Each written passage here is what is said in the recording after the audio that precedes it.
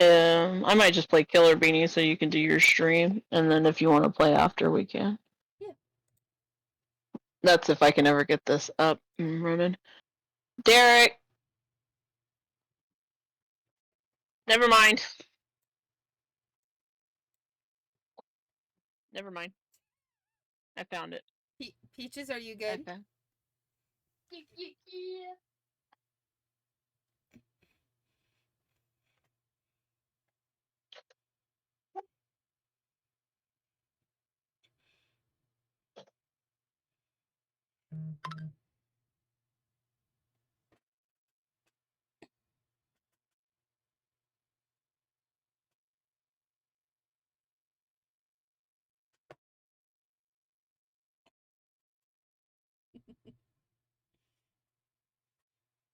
Because actually, if I could stream to TikTok from here, I don't have to open up that whole stupid TikTok thing.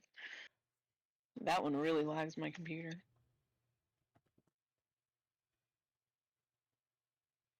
Every app is free.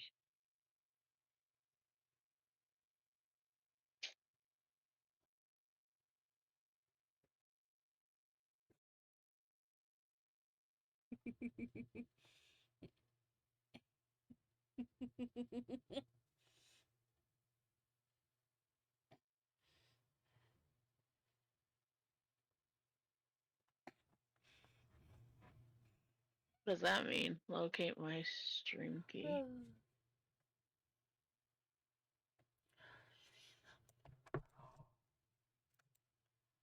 Oh wow. Hi, Peaches.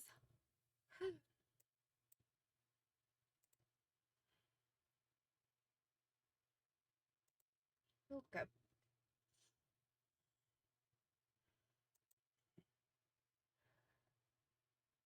We had an order we were gonna do these in. Let's see if I can find that.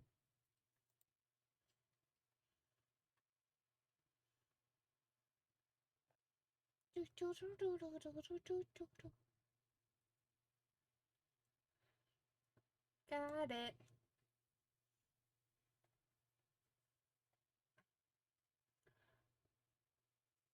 Before. So we have 5 and 1, 6, 8, and then 9 and N somewhere. So let's go.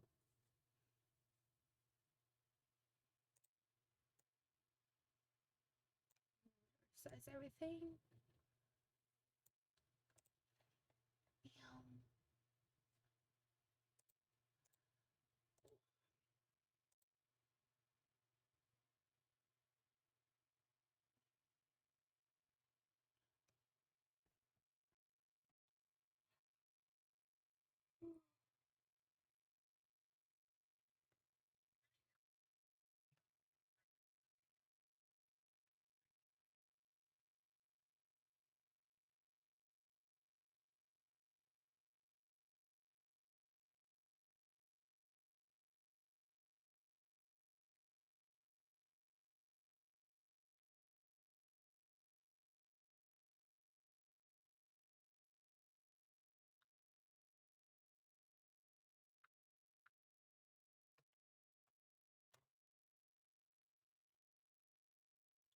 Even though you were awake, the sun had barely peeked its head above the horizon. The sky above was still dark, though lightening by the minute. Usually you wouldn't be up so early, especially during summer vacation, but today was different. Today, instead of the lazy days you're used to, everything around you was a flurry of activity as both your family and Cove's prepared for what lay ahead. Because parked in the street just outside your house was a massive RV camper, so big you couldn't even see Cove's house behind it. His parents had rented the RV for a few days to take him on a short road trip to see the Redwood National Park. He glanced at Cove, who was standing nearby, taking the scene in front of him. The, the prospect of the trip had to be a mixed bag for him, but it was only 3 days, so it seemed he was dealing with it as best he could, especially now that you and your family were joining them.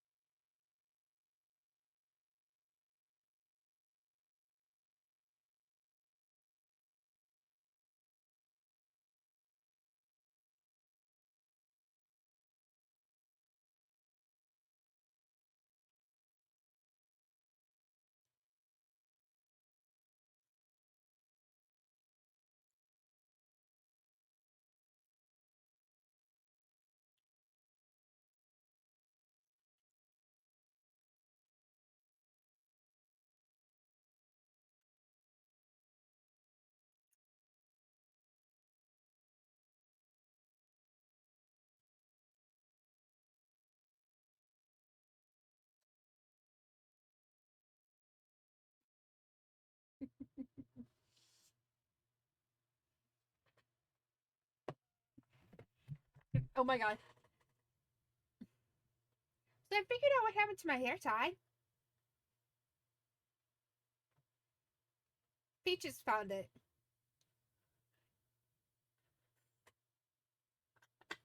She's waiting for me to open my hand so she can have it again.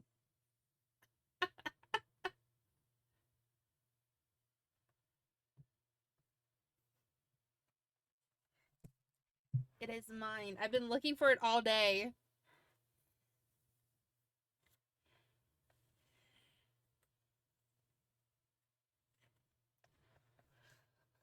You aren't sure how exactly it happened, but you knew your parents and Cliff spoke to each other often, and somewhere along the way, plans were made after Cliff offered to share the space. The parents all thought it was a fantastic idea. You had already gotten a good look inside while helping to load everything in, and you had to admit that while it was a really big car, fitting that many people inside was going to be snug. Let's go. Move it or lose it, kiddo. Mom bustled past with a cooler in one hand and a large bottle of water under the other. She was upbeat for this early in the morning. Ma, however, seemed to be on the other side of the wavelength. She fell behind her wife, dragging her feet on every step. I'm going to need a whole jug of coffee once we hit the road. You could relate to Ma. It was way too early. Personally, you're as raring to go as your mom. You feel like you're in the middle ground between the two.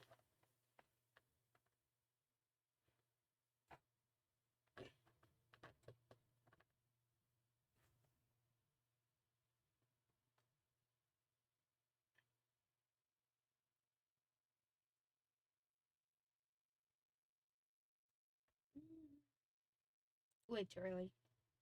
You yawn and rub at your eyes, still sleepy from the early morning wake-up call. The air outside was so damp from dew that helped make you a bit more alert. And then, at the end of the chain, came your sister.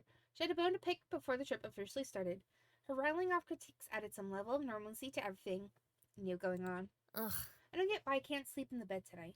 Beanie's the youngest, and I'll never fall asleep in that loft.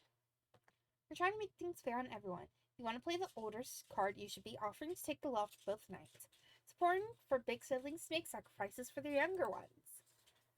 Elizabeth huffed, not happy with that answer in the slightest, and folded her arms, leaning back against the side of the RV.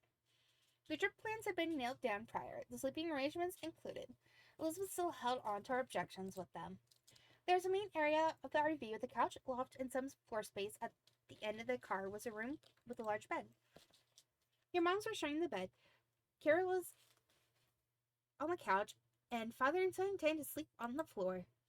The adults determined you and Elizabeth would switch between the small loft above the driver's seat and sharing the bed with moms. You're fine with the arrangements. You're excited to sleep in the loft, but sharing the bed with your parents was going to be awkward. You're looking forward to sleeping with your moms. You weren't too happy either, but didn't want to make a fuss. Thought it was unfair that Cove had to sleep on the floor. I bet Cove sleeping on the floor is unfair. After all, it was supposed to be a trip for him and his family before yours ended up coming along too. Now he had to be kicked out of every bed-like space and put on the floor. There had to be another way to organize things that was better for him. If you offered to sleep somewhere else, you should just sharing the loft with Cove. You said nothing about it, though. You knew the arrangements were already set. If he had wanted to do something else, it would have come up before. Alright, you lot. Does everyone have everything they need? We're heading out in 5 minutes. Now's the time to double check. You don't want to forget something important. At the word, Elizabeth yelped and dashed back into the house, her bedhead hair bouncing behind her as she went. Ma came over and gave you a smile, setting her hands on her hip. How about you, baby? Do you have all your clothes packed? Toiletries, deodorant, floss, anything else you can think of? You're confident you had it all. You weren't sure about that. Oh, you had to run back inside for something. You just gave her a flat look. Confident. Wanted to make sure everything was organized and ready to go. You had packed the night before and set your alarm too. Yep, I'm good. That's great. We'll have to wait for the ones who aren't as organized, but we'll be heading off shortly. With a few minutes left to spare before leaving, you mentally went over what you had packed for the trip. Clothes, a pillow, blanket, usual day-to-day gear for most people. You had more personal things, such as... Oh.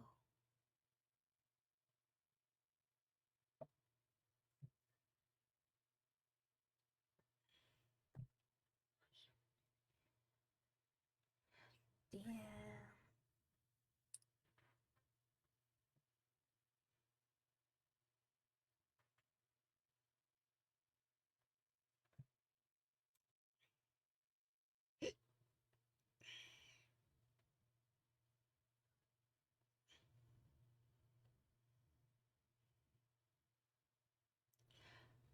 I like to say we're gonna miss a thing that could have been here. I just realized that. But during another thing at a later date, and then doing this afterwards would give us an extra option to bring something along. Mm-hmm.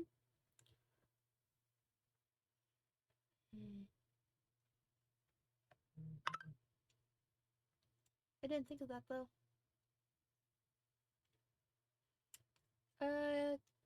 Camera? It was just a little pocket camera you got from your mom's, but you couldn't miss the opportunity to take some new snaps. And an MP3 player with headphones. With so much time to be spent driving in a car, you wanted to make sure you would be able to have some music to put on. Pencils and paper. You had to be prepared in case you saw something to sketch at the park, or if you had to write something down, or if you needed to pass time just doodling. And that was everything. Hey, let me take that for you, Beanie. I'll sew it in the RV. There's a few spots left it'll fit. You looked tired to take your bag and gave her a grateful smile. With nothing left to do, you watched the others getting ready for the trip. Kira and Cliff seemed to have the most energy of everyone. They were finishing packing the suitcases away while your moms had gone to lock up the house. They arrived whenever another one got crammed to the storage compartments of the vehicle.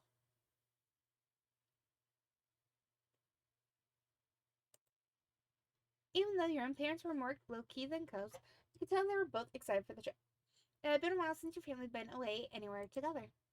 Elizabeth skipped towards the RV, a bag slung over her shoulder, and you were surprised to see she seemed more optimistic about the whole ordeal now. Usually she wasn't one to exit the confines of her room unless it was for TV or food, or to leave her family behind to be with friends.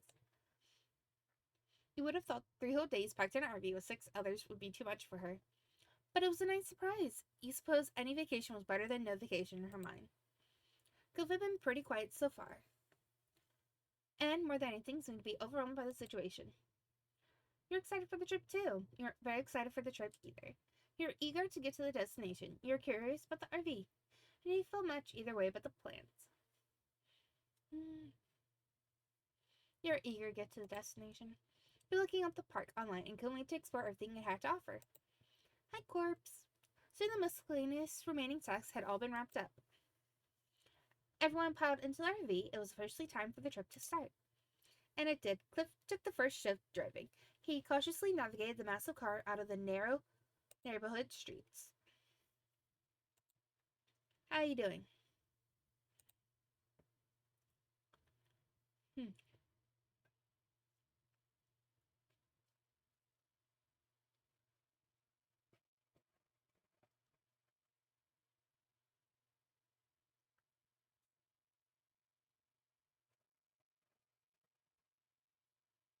I'm doing good.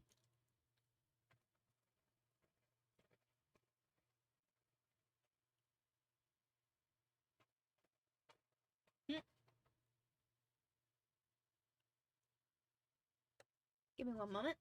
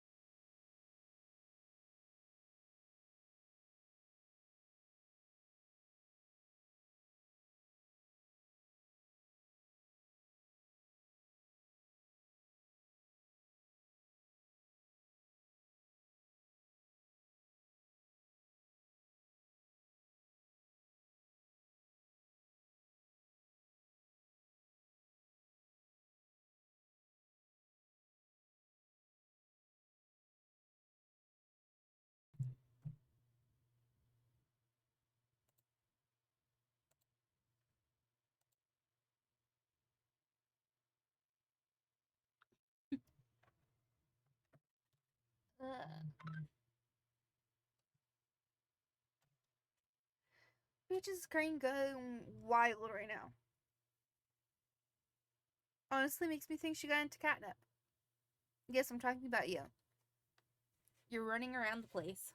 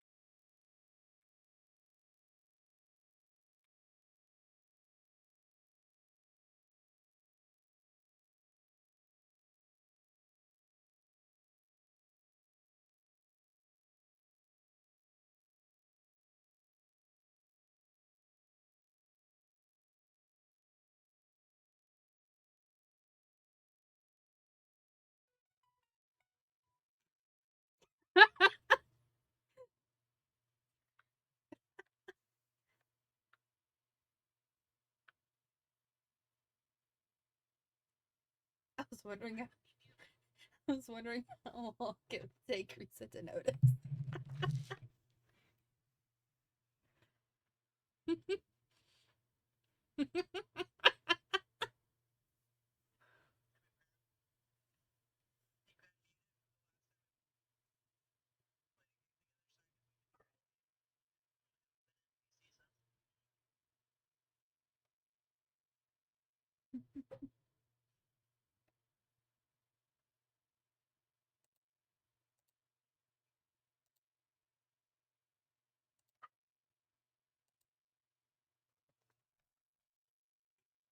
Hi, Peaches.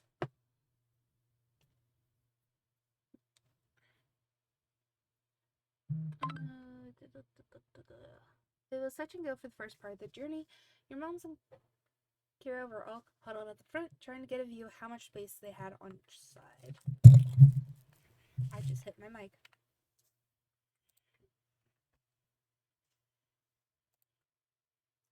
There was a sense of relief when the first long leg of the trip was hit, and the RV would only need to go down one stretch of highway for miles.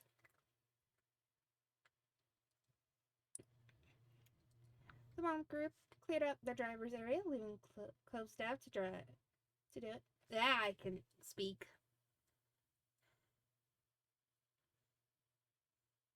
Leaving Clove's dad to it, taking more comfortable seats around the main cabin. Felt like you could relax now too. Time slipped by as morning faded away.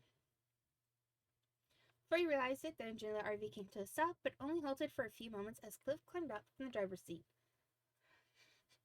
And Mom took over. Mom was sitting shotgun, giving Mom a quick tutorial on the controls, as it was her first time driving anything this large.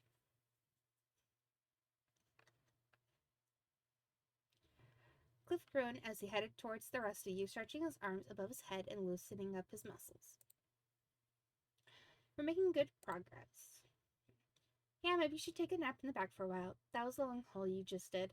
And I know you're on less sleep than usual.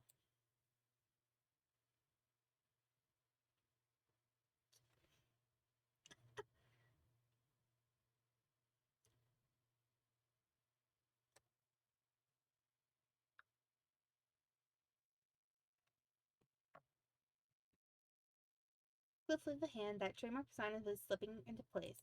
Nah. I don't need sleep. I've still got a few miles in the little tank. He flexed an arm, showing off his muscles to drive the point about how resilient he was home. And Kira rolled her eyes in amusement. Dad, everybody has to sleep.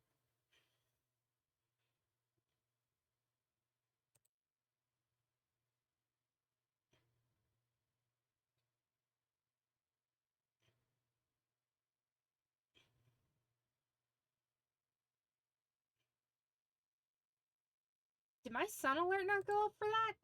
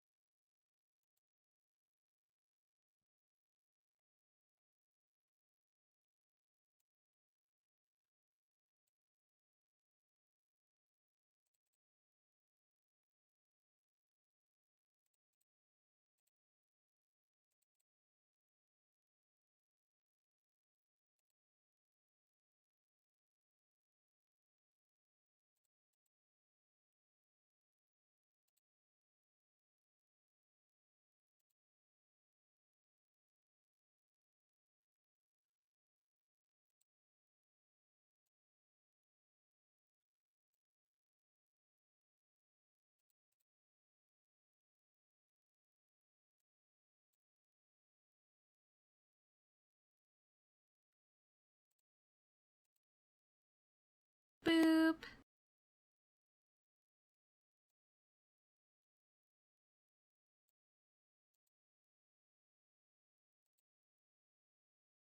Played. Why didn't Corpse play?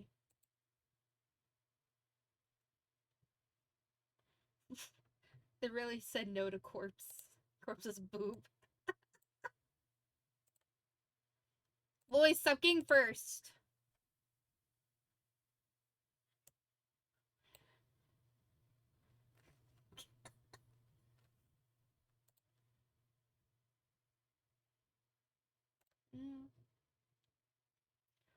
Cove shook his head at the tough guy act, though Cliff simply chuckled and ruffled his son's hair. So? I could be driving again anytime soon, Mr. Holden. I want to know so I can prepare. Then when pack some rope, I might need it. There's no seatbelts up here. Elizabeth climbed down from where she was lounging in the loft above the driving compartment. She was laying on her back, her hair falling over the side and swinging around as the RV started up again, took off down the road.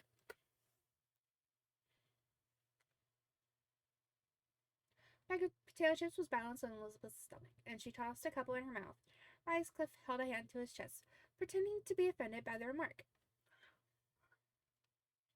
Kira laughed lighthearted. Don't worry about that.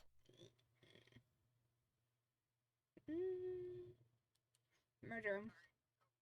Murder him.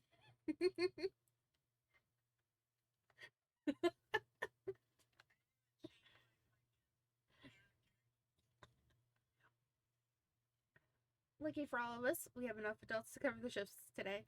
You won't be driving again until tomorrow. You say quiet, you shook your head at the ribbing. Phew, that's a relief. Just no time to write up my last will and testament. We shouldn't gang up on the poor guy. It's not his driving I'm worried about. Not his driving. Let's not forget how many times Mom has put a dent in our car. It was only twice, and neither of those times was my fault. Thank you very much. Mom then shouted back in her seat to join in the conversation, a playful smile tilting her lips. What I'm more worried about is this old monster getting us there and back again before falling apart. It looks as though it was built in the early 90s and must be older than some of the occupants. That's just the aesthetic of the decor. It's not that old, I think. Did you ask what year the model was before you rented it? Kira wrinkled her nose and thought. Hey! Yes, I did. I just can't remember what the answer was.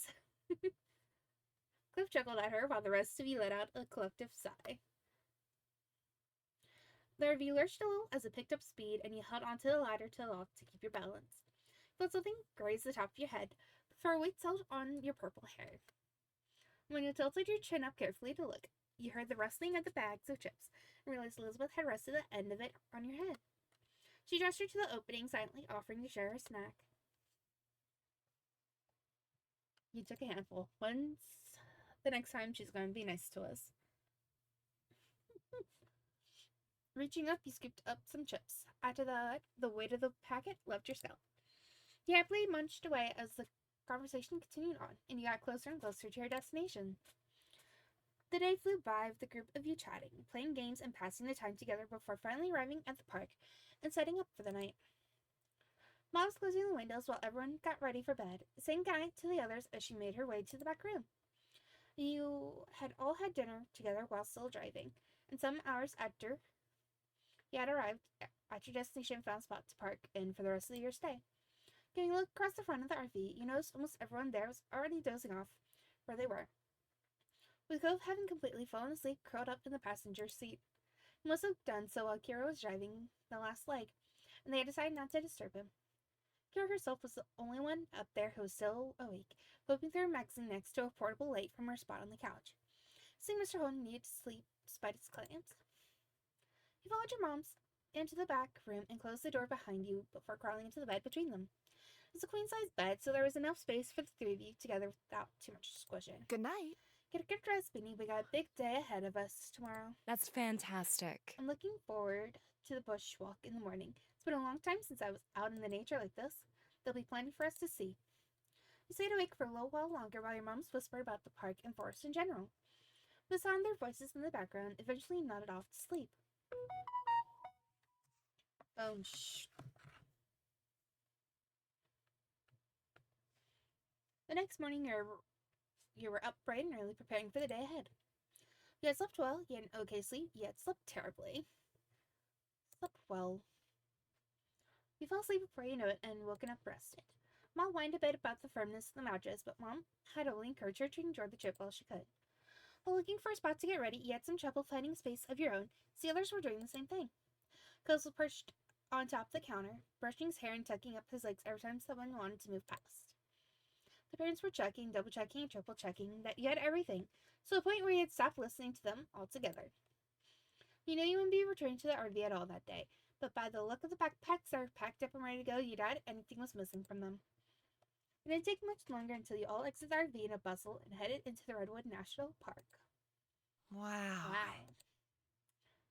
Cove had his head tilted up towards the canopy of the trees, his eyes wide as he took in the massive trunks on either side of you. You knew that the redwood trees were considered the tallest trees on Earth, but you weren't prepared for exactly how huge they would be in person. Come on. Smell, you two. You spun just in time for Kira to snap a picture of you and Cove together, before she pointed her camera at Cliff, trying to get a shot despite his weak protest that she'd just enjoy the moment. Your parents were walking behind the group a little, with Mom telling Ma some information she had read about the park in a brochure. Mom listened happily while looking around, taking in the sights, every now and then asking a question or making a joke about something Mom had said. You smiled at them, thinking your mom must have read a lot of pamphlets to know so much about the park. Maybe you should come and work here as a tour guide if you know so much about the place. Elizabeth teed, earning a squeeze on the nose from your mom. She seemed to be enjoying herself, but she thought that might just be because she was amused by everyone else's reactions. You're in all the redwood trees. You're fascinated by the sensations around you. You're in a good mood. You weren't as impressed with the others. You're embarrassed that the adults are being so touristy.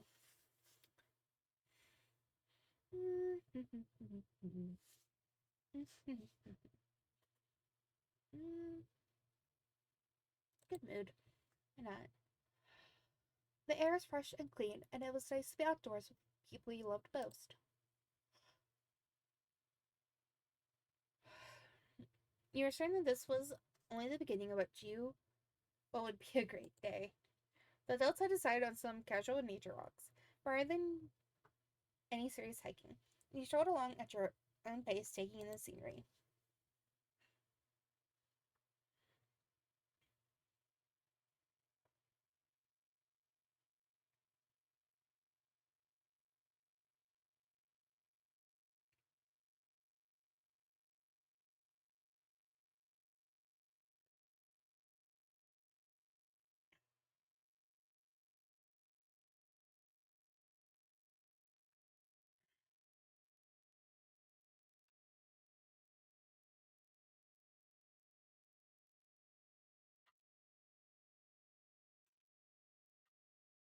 Elizabeth sped up a little, smirking at Cove as she fell into place between the two of you, and immediately you could tell by her expression she was going to say something taunting.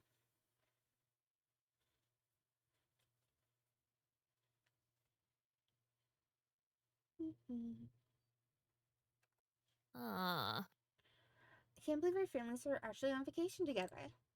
She threw her arms out, speaking with genuine sense of bewilderment. I would have joked about something like this happening, but now I'm not sure I want to give them any more ideas. Cove spread her look, but said nothing, and instead continued walking along. Just watch. Next year they'll be talking about their next new amazing idea. She put on a fake voice deeper than her own. We should just sell both our houses and move in together. Think of how much we'd save on the mortgage. It was clear that Elizabeth was being sarcastic. Phil simply shook his head, not really bothered by her. You suppose he was used to it by this point. But seriously, they really do act like we're a single family just because we live across the street from each other. Elizabeth gave you and Cove a look, her eyes glinting with the mischief as she leered at you. Yeah. Maybe one day we will be related, legally anyway. She said it as though she was a gossipy old lady. But she almost immediately dropped the tone and nonchalantly said her real thoughts. At least that's what Ma thinks. Cove still blushed, which made Elizabeth smile triumphantly, as though that was her whole purpose for teasing him. Then he mumbled quietly, refusing to make eye contact with either of you. I don't know why you think you're so funny when no one else does. Theodore cut out early. Cove has a point. It wasn't a great comment. I'll marry you, Cove. You ignored Elizabeth. You were embarrassed.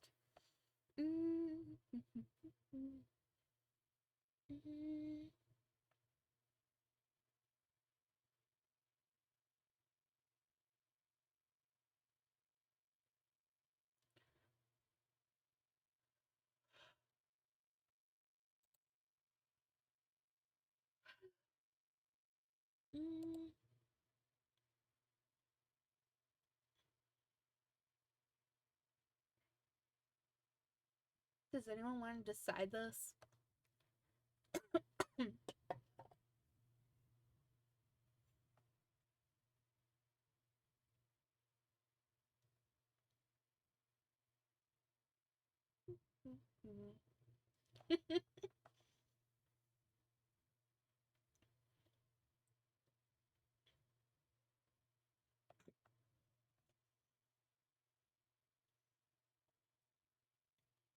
Voice too much pressure.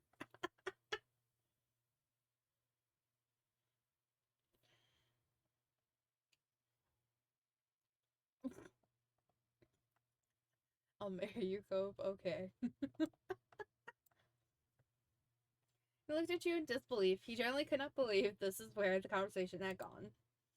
Don't worry over it. We can take as long as you need to think on that. Cove frowned and reddened harder, but pretended to ignore what you were saying. Your sister noticed what was happening. Oh, he isn't going to engage with this topic. He groaned at the continued teasing and increased the speed of his walk. The day continued on with planning to see and experience. You've asked a few different activities that you would have liked to try out if you had the time, such as kayaking and rock climbing, but Ma said that you would have to wait for another trip. There was a little stream during the walk that you sat beside and set out a picnic for lunch, nibbling a selection of fruit, sandwiches, and chips. Various birds flew by overhead, and you made a game out of guessing the species that were hanging out in the trees nearby. You managed to get a couple of them right, including the kingfisher that grabbed half of Cliff's sandwich. You had self-voicing disabled.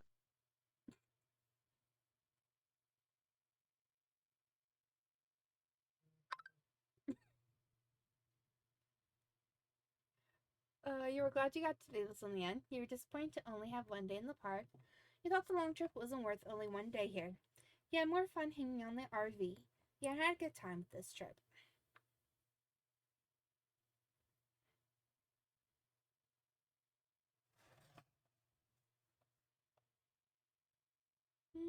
Glad you got to do this. It was definitely a special experience and one you'd remember for a long time to come. You smiled to yourself, committing the sights and sounds to memory. Your group made it back to camp just as the sun was setting in the sky, and the stars were appearing one by one. Everyone had enjoyed the different parts of it most. You tried stories of what you thought while you were eating dinner. Then afterwards, you pitched in to help clean up. You, along with Elizabeth and Cove, got to head back to the RV early, spend some time together while the parents stayed outside longer. It was nice to have space to yourselves after the cramped journey there. Well, Elizabeth had locked herself in the back room with her headphones.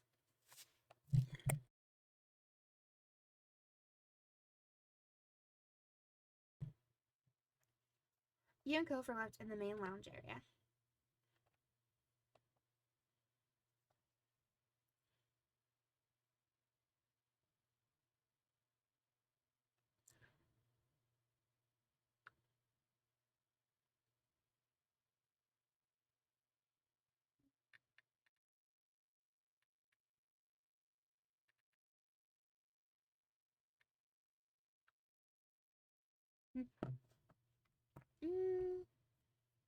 Hung out with Cove.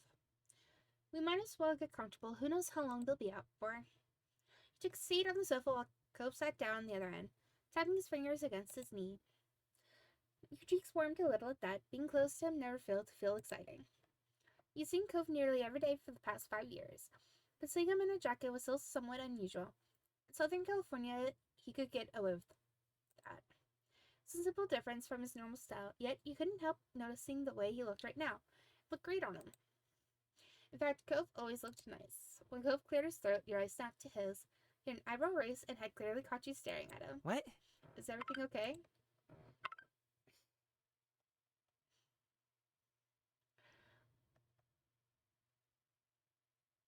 You diverted your gaze from him entirely. Yeah, don't worry about it. Let's go. That looks nice on you. Yeah, everything is really good. You nodded while saying nothing. That looks nice on you. Cove immediately blushed at the unexpected compliment. What? He didn't say anything more than that one word question. You decided to elaborate further.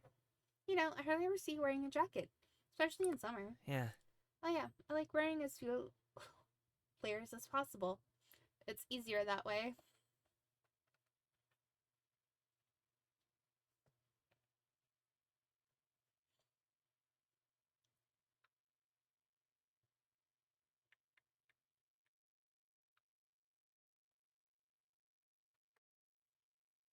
I'd rather be cold than extra hot, and it's kind of a pain to carry extra clothes around.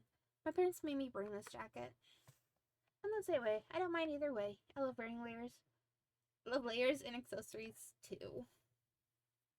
It's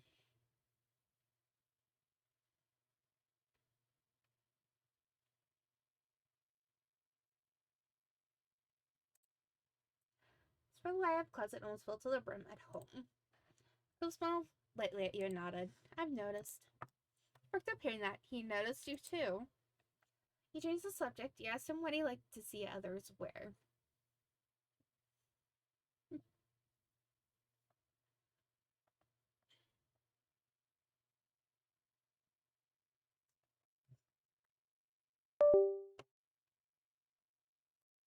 Unplugging my phone because it's fully charged.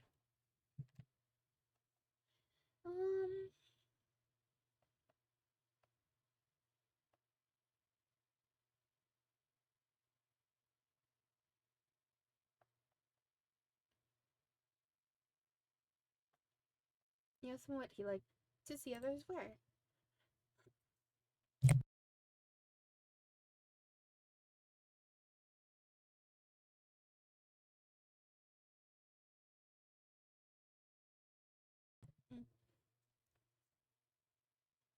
What kind of things do you think are nice to see on another person?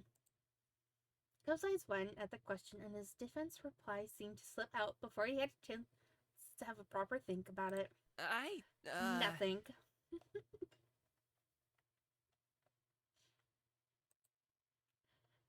That was funny. You paid it no mind.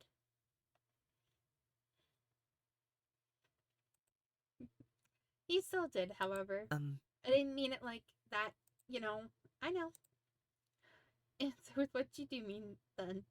Is there anything at all you think looks good when you see it on someone? The mortifying... Ugh. Not mortifying. It is mortifying for him. There we go.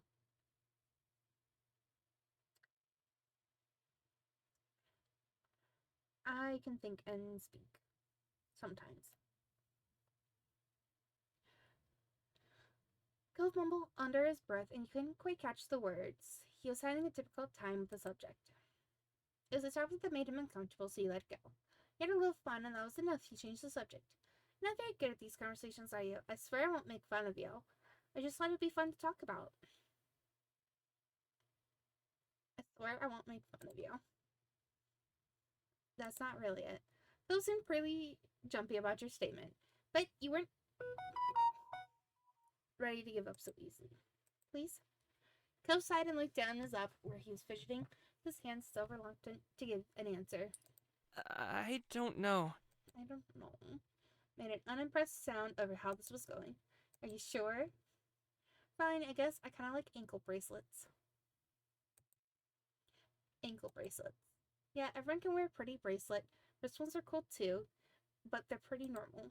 There's nothing fun or flirty about ankle bracelets. I It's more mean... special or something. I don't know how to explain it. Cove brushed his knuckles against his cheek awkwardly, seemingly unsure where to go from here. Thanks for answering. I like them too. Huh. But of everything in the world, you picked that, so you think they're sexy. Thanks for answering. You're welcome. You're welcome. When he said nothing else, he took a moment to gather their own thoughts. He had to get an anklet on ASAP. Maybe to wear your anklets more now. Maybe you wouldn't wear your anklets so often.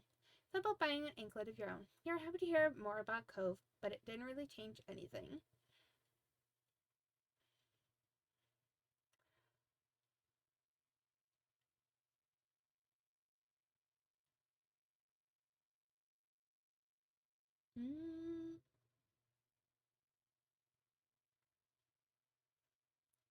Boys, you wanna pick?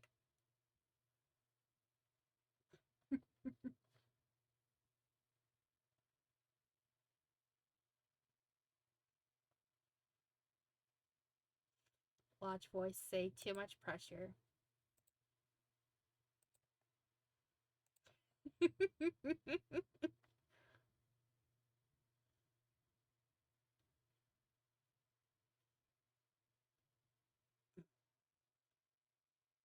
You had to get an anklet on ASAP? You need to see how Cove would react to that. Cove looked away again, feeling awkward about this. He gave him an understanding look, and usually he would start to smile like normal again, but not this time. His expression only stiffened more. You're surprised to see him like this, as he always bounced back pretty quickly after being flustered. Cove? Still, he wouldn't look at you, and now even his breathing was growing tense. It began to click. He was trying to build himself up enough to say something hard for him. You waited for it silently. So finally he peeked you right through the corner of his eyes. You were fully attentive by this point for whatever he was going to mention next. That's... People having green eyes. That's also something I like. Huh. For a moment you were stunned and at a complete loss for words. That was definitely not where you imagined this was going. Cove faced you head on, his expression full of desperate meaning. You got the distinct impression he hadn't chosen that just because he liked the color green. He chose it entirely because it was your eye color. Was he trying to flirt with you? That was all you could think. Your legs felt like jelly, and you wondered if you might fall right off the couch. What do you like for another person, Beanie? Muscles, pretty hair, glasses, blue eyes. everything about you. mm. Should we go for the I one? Since he did it to us. They're right back at him. Hmm?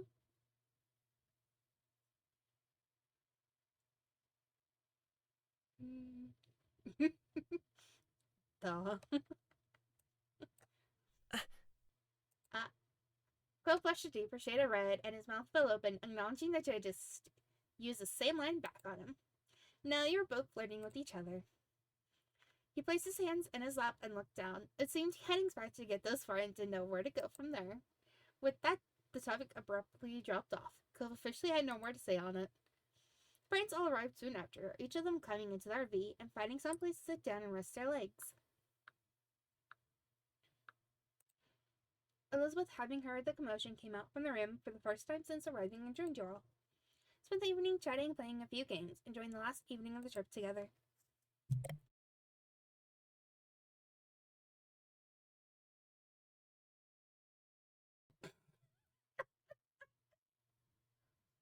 He is never going to live that cast down, though, is he? Voice.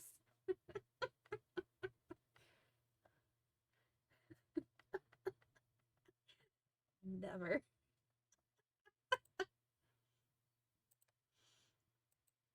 Poor boy broke his arm once. Had the brightest pink cast, and voice said, "You're never gonna live this down."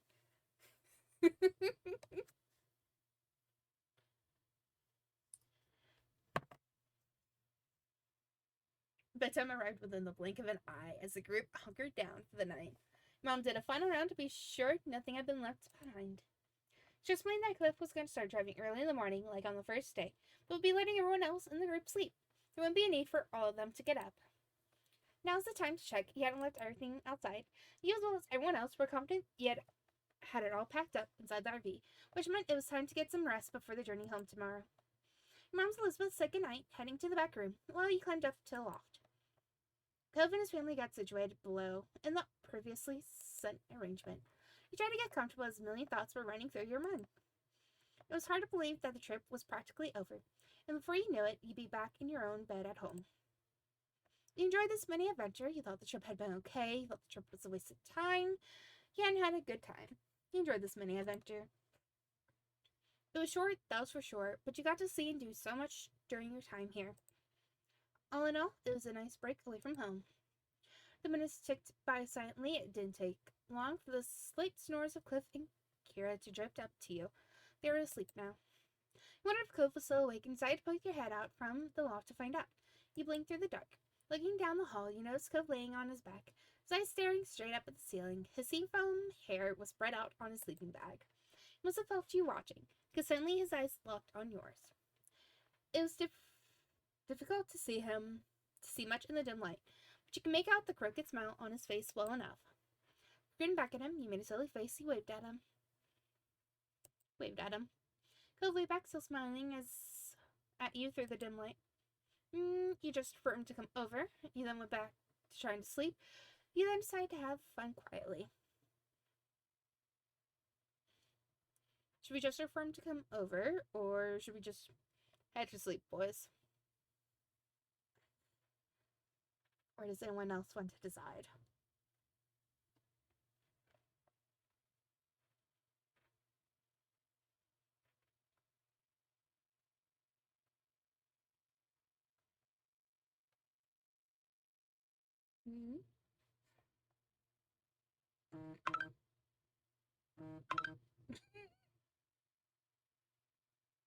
As long as everyone picks the first one.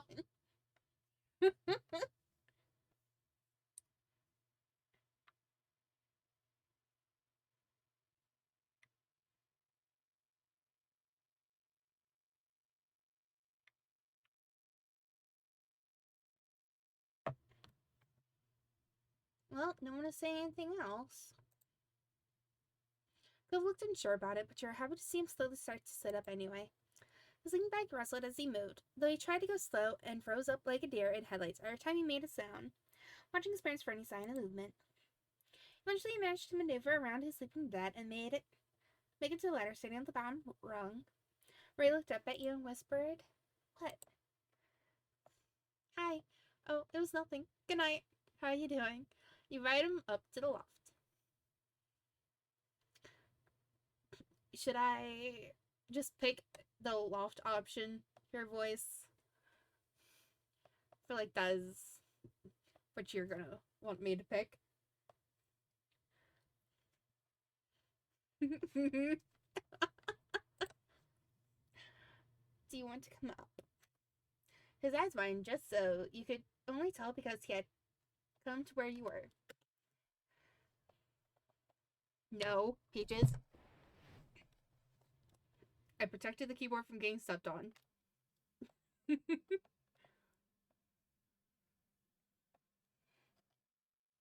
That's a first.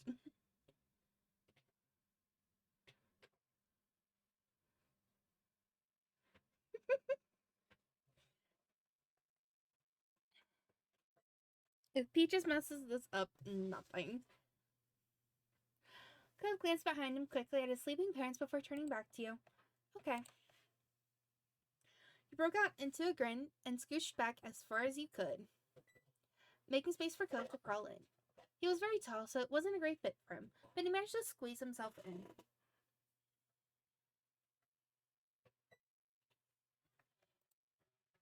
Even if you weren't exactly tall, the loft was still a tight squeeze with the two of you in there together. You lay down next to each other on your sides, face to face. He got under the blanket a bit. One of his arms was nestled under his head for comfort. The other had nowhere to go and was rested alongside his chest on the floor of the loft. Cove spoke to you softly. "So what am I doing here?" "I don't know. I thought we could hang out. You can sleep here instead of the floor." Voice is all up to you now. Everything is chosen by voice now. Last one. Cove raised an eyebrow, not having expected you to bring that up now. "I'm not sure about this." Cove smiled loudly, and you noticed he wouldn't look you in the eyes anymore. You're feeling nervousness too. You felt comfortable being so close to him. His reaction made you happy. Middle one. Felt comfortable. It seemed natural to have him near you, and being close like this only made it better. You thought back to earlier in the evening when you and Cove had been talking alone on the sofa. He had definitely been flirting with you, and now you're here. You lay there silently. You try to ease things with conversation. You nudged closer to him. You touch his free arm lightly. I know you made all these choices. I have made all the choices. Third one, nudge closer to him. You inch towards Cove slowly, your legs pressing together in the very limited space. Cove's face flushed dark enough to notice even in the almost pitch black RV cabin. The hand resting in front of him, tightened, falling into a fist. "You okay?" Yeah. "I'm fine. I mean, I'm not dying or anything." Cove's eyebrows bent up nervously, but his smile widened. "You want me to pull this out for you, baby?" You keep pawing at it. "Did you want it out?"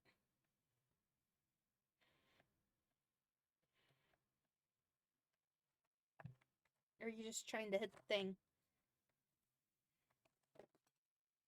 Followed your lead and curled himself deeper into the loft and closer to you. He looked away as he did it. There was almost no space left between he and you. Cosberg tickled the side of your face. For a moment, you sat together like that. Neither of you spoke a word. When your eyes locked again, Cove seemed almost taken back by the situation.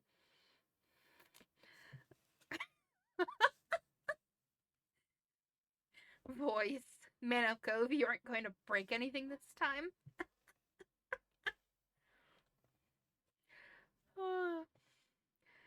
He seemed almost taken back by the situation, as though it hadn't completely hit him what it was going to feel like to do this until just now.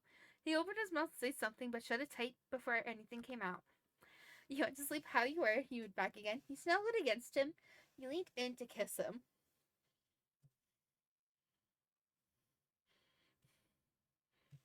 "Yes, baby?"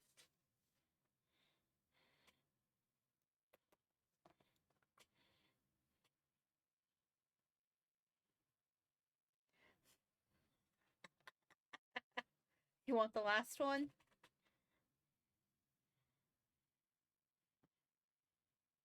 Hold on, I had to give Peaches pets.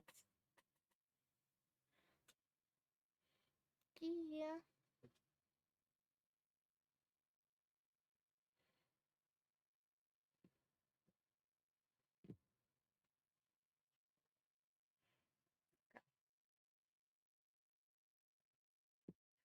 All I can say is poor Cove. We moved even closer, eyes half closed as your lips inched towards him so slowly. Cove froze immediately. You could feel his body trembling against you as you neared. You grew close enough to be one motion away from placing your lips together. Then, all at once, he bolted upright, completely forgetting the restrictions of the location and smacking his head against the roof of the RV with a loud crack, making you gasp out loud. Ow. Cove, are you okay?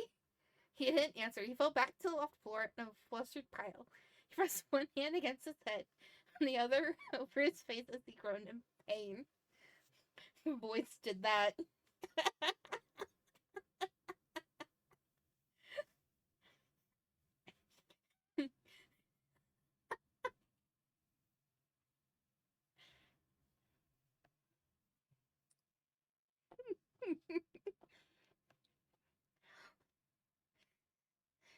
Now, I state this. Cove had his chance of going to romance someone new.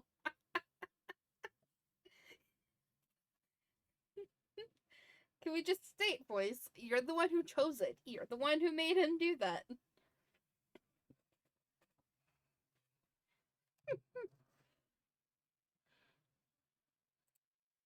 The sound of movements in the RV below startled you, and when you looked to her side, Cliff had similarly shut up and was looking around wildly. What's wrong?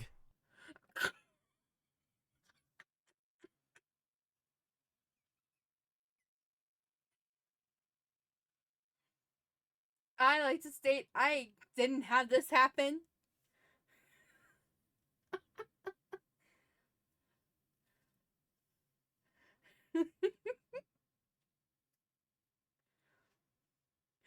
Boys managed to do something I have yet to have happen.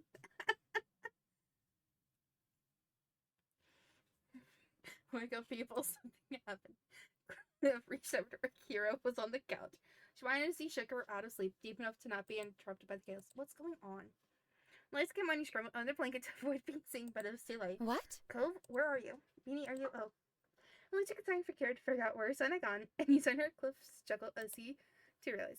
You were warned there wasn't much room out there, bud. Groaned terribly again, but this time it was out of humiliation. He moved the hand from his sore scalp to also cover his shame, rather than face his parents. Hey! What's all the noise out here?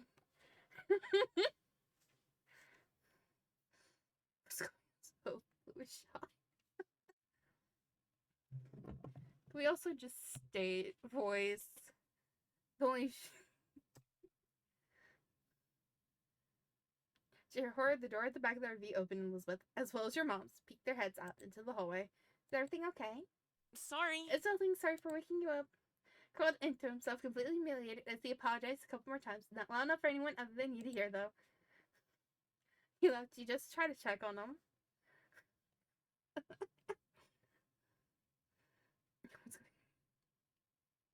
I feel like I should now just pick them.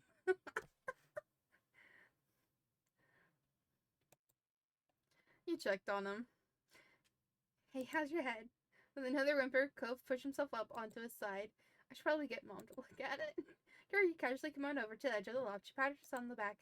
Come to Mama, baby. You can't stay there. There was no putting it off. Cove climbed down the ladder, face still red as a tomato when he reached the bottom. His dad gave him a nudge on the shoulder as he passed, trying to hold back renewed laughter, and his mom pulled him over to give his head a quick look over. After announcing it was anything more serious than a bump, Cove shuffled over to sleep back on the ground. Collapsed into it, not caring if he should be more cautious in his head right now. Sure. Alright, just over this. I'll get some sleep. You hear the snickers from the back of the RV from your moms and Elizabeth. They really had been watching this unfold like it was a piece of entertainment. But at that, they quickly said goodnight and headed to bed. Nothing more you could do, you laid back down as the lights went off again. Stayed there completely still until sleep finally overtook you. When you woke up the next morning, it was to the rumble of the RV as it traveled the long journey home. Blinking the sleep from your eyes, you peeked over the edge of the loft slowly, trying not to be seen. Caleb was sitting on the couch with his mom, the two of them talking quietly together. His head was hung low. You blushed when you remembered what it was like last night, just the two of you up in the loft together and the way you almost kissed. Your son looked up and caught your eye, and your face grew even hotter, though she simply smiled at you. You knew it was going to be a long, long time for either of you to live this down, if you ever did. So your mom and Elizabeth emerged from the room, dressed and ready for the day of travel. You spent most of the day hanging out together in the RV, savoring the last few hours of vacation. Yours suggested a few different travel games she used to play with Cove when he was younger, and you all had a great time competing against each other. A little later in the day, you tried to talk to Cove about what happened in the loft, but he simply apologized and changed the subject. It was a bit too much for him to try and speaking on, especially right now. He understood. When the RV finally pulled into your street, it was well into the night, and you were looking forward to crawling into your own bed after the last few days away. Everyone else must have been feeling the same, because it was mutually agreed that unpacking and cleaning the RV would wait until morning. Once home again, you went straight up to your room and dropped onto your bed, shoes and all. You were happy to be in your own bed. It felt weird to be alone. It felt good to be alone. You wished you were still on a trip. You missed being near Cove. It felt weird to be alone. You had gotten so used to having all the others around you all the time, as well as the rumble of the RV, that it felt oddly quiet being by yourself. With the last few thoughts drifting through your mind, it wasn't long before you dozed off to sleep. Tomorrow, life would go on like normal.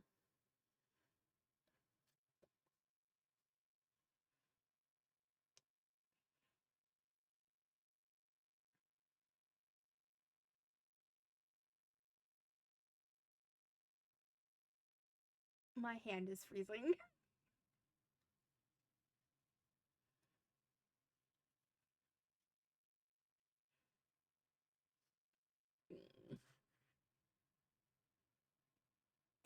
Mm.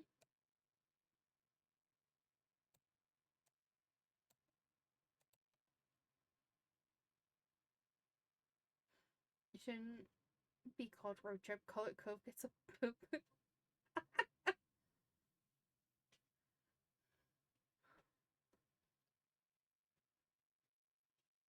Mm.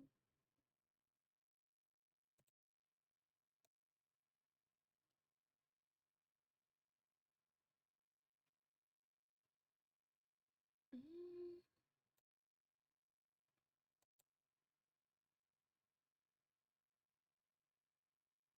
I'm gonna call it.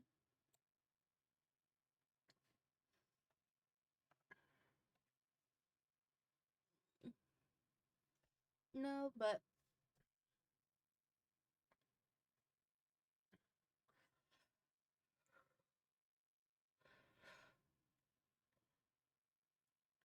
I think I'll stream this Monday and I'll actually stream it for longer. So at least we could get some other stuff done. At least aim to get 3 of them done on Monday. And then that next Friday we can do the last one, whichever one that is, and the